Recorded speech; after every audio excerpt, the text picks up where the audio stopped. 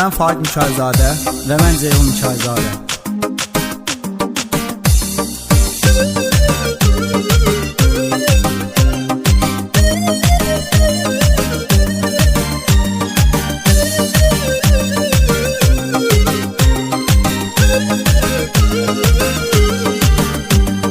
Bir baxçınan məndə olan izaha, biri demişəm yenə də deyim bir daha.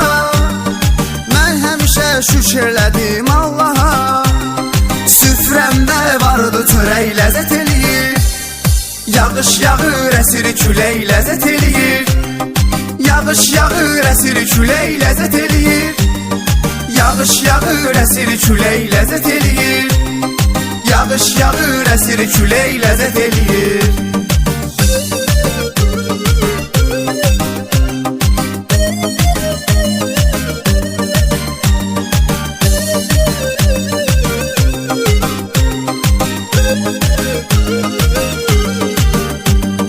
Xatırladır mən o ötən sağlığı, insana da yaraşır öz ağlığı.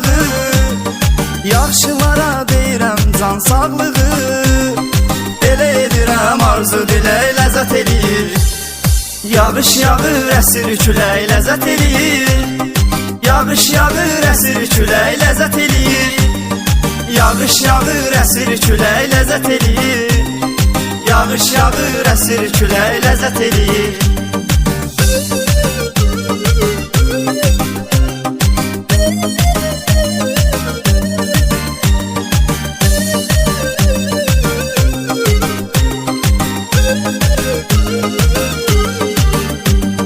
Mənim sözüm çatmayıbdı hələ sona, kişi odur ki girməsin dondan dona. Olanda imkan gedəsən Londona, dincələsən bırat qəşəy ləzzət eləyir. Yağış yağır əsir külək ləzzət eləyir. Yağış yağır əsir külək ləzzət eləyir. Yağış yağır əsir külək ləzzət eləyir. Yağış yağır əsir külək ləzzət eləyir.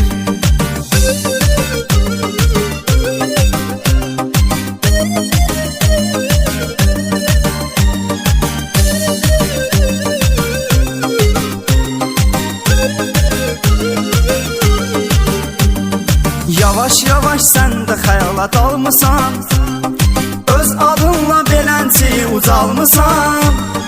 Xeyirlidir bir dənə maşın almısan, minək maşına bizdə gəzək ləzzət eləyir. Yağış yağır əsir külək ləzzət eləyir. Yağış yağır əsir külək ləzzət eləyir. Yağış yağır əsir külək ləzzət eləyir. Yağış yağır əsir külək ləzzət eləyir.